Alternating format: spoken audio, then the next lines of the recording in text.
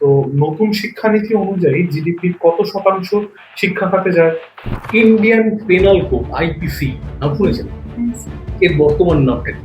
আপনি গ্রুপ ডির কাজ করবেন, অথচ আপনার চাইতে কম ডিগ্রি নিয়ে তো শিক্ষকতার কাজ করবে, কোথাও আপনার ইগো হার্ট করবে না?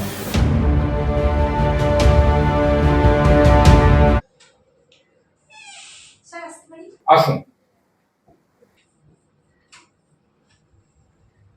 বসুন। ধন্যবাদ স্যার। আচ্ছা, আপনার নাম কি? আমার নাম ঈশা রয়। ঈশা রয়। ঈশা কথার অর্থ কি? ঈশা হচ্ছে দেবী পার্বতীর অপর নাম। আচ্ছা, অপর্ণা কার নাম জানেন?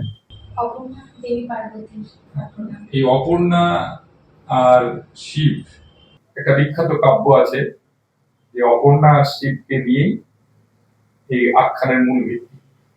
সেই কাব্যের নাম জানেন? স্যার খুব সম্ভবত সেই কাব্যের নাম কুমার সম্ভব। হ্যাঁ, ঠিক বলেছেন।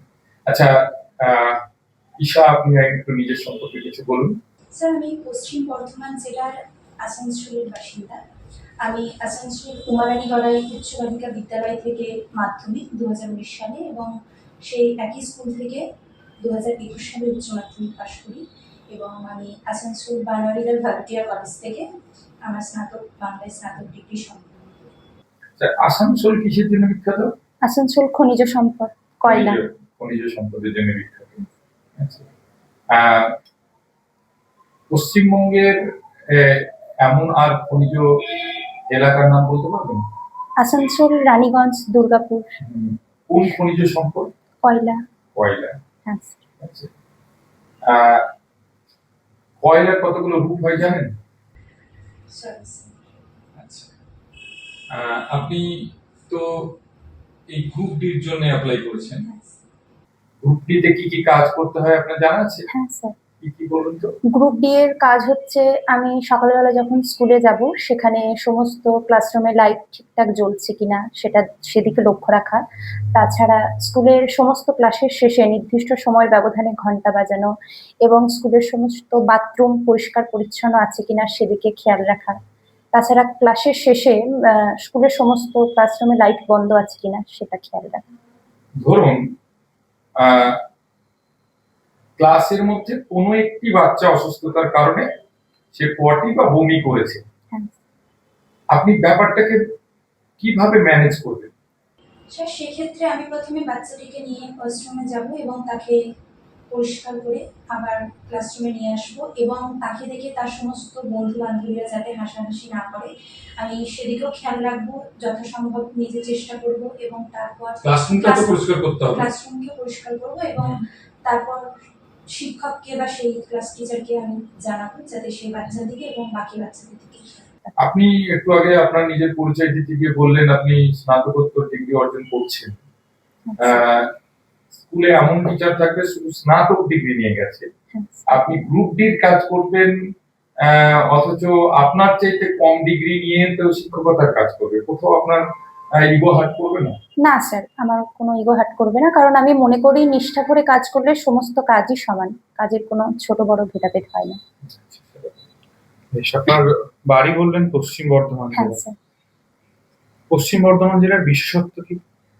পশ্চিম বর্ধমান জেলার বিশেষত্ব হচ্ছে, প্রথমে এই জেলাটি বর্ধমান নামে পরিচিত ছিল এবং 2017 সালে এটি পশ্চিমবঙ্গের 23তম জেলা হিসেবে পরিচিত হয়, অর্থাৎ পূর্ব বর্ধমান, পশ্চিম বর্ধমান। এই পশ্চিম বর্ধমান জেলার একটি বিশেষত্ব হচ্ছে এটি খনিজ সমৃদ্ধ এলাকা, কারণ এখানে আসানসোল, রানীগঞ্জ, দুর্গাপুরের মতো শহরগুলি রয়েছে এবং আসানসোল হচ্ছে পশ্চিমবঙ্গের দ্বিতীয় বৃহত্তম শহর। এটি সম্পূর্ণ খনিজ সমৃদ্ধ এলাকা, কয়লা, এছাড়া ইস্কো রয়েছে আমাদের বার্নপুরে। এছাড়া এখানকার বিশেষত্ব হচ্ছে এখানে বিভিন্ন রকমের পর্যটন কেন্দ্র রয়েছে, যেমন মাইথন, এছাড়া কল্যাণেশ্বরী মন্দির রয়েছে, যেটি আমাদের এলাকাকে রক্ষা করে বলে আমরা মনে করি। সম্পদ বলতে কি বোঝেন আপনি? সম্পদ বলতে আমি মনে করি নিজের মধ্যে বা সেই জায়গার মধ্যে যেটি সেই জায়গাটিকে দিয়ে যেটা চিনবে সবাই, সেটাকে সম্পদ। বর্তমান পশ্চিমবঙ্গ সরকারের শিক্ষামন্ত্রীর নাম জানেন? হ্যাঁ স্যার, বর্তমানে পশ্চিমবঙ্গের শিক্ষামন্ত্রী হচ্ছে শঙ্কর ঘোষ। বেশ। জাতীয় শিক্ষানীতি ভারতবর্ষে কত সালে ঘোষিত হয়? স্যার খুব সম্ভবত 2020 সালে। আচ্ছা, জিডিপির একটা শতাংশ বা একটা অংশ তো শিক্ষা খাতে যায় হ্যাঁ প্রত্যেক সরকারি। তো নতুন শিক্ষানীতি অনুযায়ী জিডিপির কত শতাংশ শিক্ষা খাতে যায়? স্যার 20%। 20%। ঠিক জানেন তো? হ্যাঁ স্যার। বেশ। নতুন শিক্ষানীতিতে গ্রুপ সি বা ডি কর্মীদের জন্য আহ, কোন স্কেলটি জরুরি বলে আপনার মনে হয়? স্যার আমার মনে হয় পোর্টাল ভিত্তিক কাজের জন্য ডিজিটাল দক্ষতা থাকা খুবই বাধ্যতামূলক। ধন্যবাদ, স্যার। আচ্ছা, আপনি তো আসানসোলে থাকেন। হ্যাঁ স্যার। একটা কথা চালু আছে, আসানসোল এই অঞ্চলটা হুম। একটা ভগ্নস্তূপের উপর বসবাস করছে, হ্যাঁ দাঁড়িয়ে আছে। হ্যাঁ স্যার। তো আপনি সেই বিপদটা কি সেটা সম্পর্কে কি জানেন? স্যার আমার মনে হচ্ছে এখন মাটির তলা থেকে সমস্ত কয়লা সরিয়ে নেওয়া হচ্ছে, যার ফলে এটি একটি ভগ্নস্তূপে পরিণত হয়েছে। আচ্ছা, আপনি নীতি আয়োগের নাম শুনেছেন? হুম। আচ্ছা, ধরুন আপনি স্কুলে কোন একটি বাচ্চা হ্যাঁ। দেখলেন হঠাৎ করে সে অসুস্থ হয়ে পড়লো, সেন্সলেস হয়ে গেছে। এবার তাকে ডাক্তারের কাছে নিয়ে যাওয়া হলো হুম। এবং দেখা গেল তার পার্কিনসন্স বলে একটা রোগ হয়েছে, একটা বিরল অসুখ আর কি। হুম। এবং তার চিকিৎসার যে ওষুধপত্রের প্রচন্ড দাম। হুম। তখন আপনি কি করবেন? কিভাবে তার ওষুধপত্র জোগাড় করার ব্যবস্থা করবেন বা স্যার- আপনি সাজেস্ট করবেন? স্যার আমি মনে করব যে যদি সেটা যথাসম্ভব আগে আমি তার পরিবারের সঙ্গে যোগাযোগ করব। তারপর যদি পরিবার যদি সেটি ব্যয় করতে সক্ষম না হয়, তখন আমরা আশেপাশের পারিপার্শ্বিক মানুষদেরকে সচেতন করব, যাতে বাচ্চাটিকে বাঁচানো সম্ভব হয় এই বিরল অসুখ থেকে।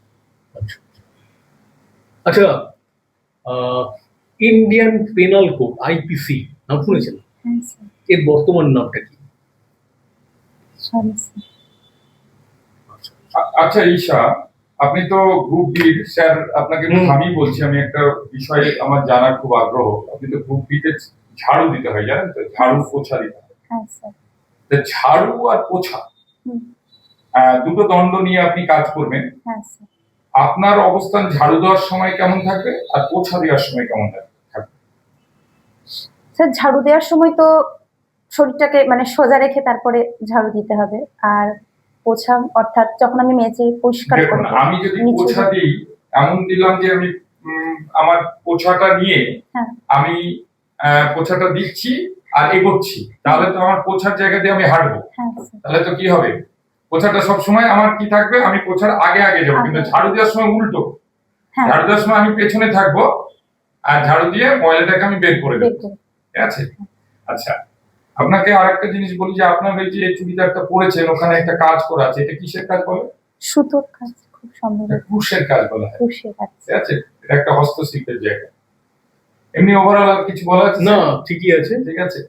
এমনি কতগুলো জিনিস আমি নোটিশ করেছি, হাতে ব্যান্ড পরে আছেন। ঠিক আছে? এটা ইন্টারভিউ বোর্ডে সাধারণত চলে না। ঠিক আছে? ডিজিটাল ঘড়ি বাদ দিয়ে বললে ভালো হয়। রূপোর ওই বালা, গলার হার, এগুলো একটু অ্যাভয়েড করলে ভালো হয়। আর চুলটাকে ওইভাবে নায়িকাদের মতো সামনে রেখে এভাবে না গিয়ে চুলটাকে বেঁধে যদি ইন্টারভিউতে যাওয়া যায়, আমার মনে হয় ভালো হয়। ঠিক আছে? ঠিক আছে। এটা এমনি ওভারঅল খুবই ভালো, স্টেডি, বডি ল্যাঙ্গুয়েজ ঠিক আছে, আই কন্টাক্ট অনেকটা ঠিক আছে, স্যাররা বলবে বাকি ঠিক আছে, আপনি যা আচ্ছা। বলবেন সেগুলি, এর হ্যাঁ, বাইরে আমি কিছু অ্যাড করছি। হ্যাঁ। আপনি না ঠিক না, আছে স্যার। আপনার কনফিডেন্স এই সমস্ত গুলো সব ঠিকঠাক আছে। হ্যাঁ, যেটা যে সম্পর্কে আপনি জানেন না আপনি স্পষ্টভাবে বলেছেন না, এটাই আমি দুঃখিত বলেছেন, এটাও ঠিক আছে। একটা ব্যাপার যেটা স্যার শুরুতে বলেছিলেন যে এখন যে সরকারের বদল হয়েছে হ্যাঁ। সেই অনুযায়ী কিন্তু আপনাকে তৈরি হতে হবে। সেই জাতীয় এই যে নীতি আয়োগ সম্পর্কে আপনাকে জানতে হবে। নীতি আয়োগ ব্যাপারটা, এটার নাম ছিল আগে প্ল্যানিং কমিশন। প্ল্যানিং কমিশন হয়ে যাওয়ার পর এর নাম হয়েছে নীতি আয়োগ। এবং এটা সম্পর্কে আরেকটা প্রশ্ন যেটা করতে পারে, এর বর্তমান ভাইস চেয়ারম্যান কে? একজন বাঙালি, অশোক লাহিড়ী। আচ্ছা। এটা মাথায় রাখবেন। আর আমি যে বললাম এই যে বাচ্চাটি অসুস্থ, প্রচুর মানে ব্যয়বহুল ওষুধ, এর জন্য কিন্তু কেন্দ্রীয় সরকারের একটা আছে, জন ঔষধালয়, যেখানে অনেক সস্তায় ওষুধ পাওয়া যায়। যে ওষুধের দাম যদি 20 টাকা হয়, সেখানে 5 টাকায় পাওয়া যায়। এটা কিন্তু এই সরকারের একটা বিজ্ঞাপন, এটাকে আপনাকে মাথায় রাখতে হবে। আর আরেকটা কথা বলেছিলাম যে ইন্ডিয়ান পেনাল কোড, হুম। ইন্ডিয়ান পেনাল কোডকে বর্তমানে বলা হয় ন্যায় সংহিতা। আচ্ছা। হ্যাঁ, এই জিনিসগুলো একটু মাথায় রাখবে। মাথায় রাখতে হবে, এগুলো তৈরি থাকতে হবে। শুভেচ্ছা রইলো, ভালো হবে আগামীতে। ঠিক আছে, আসুন।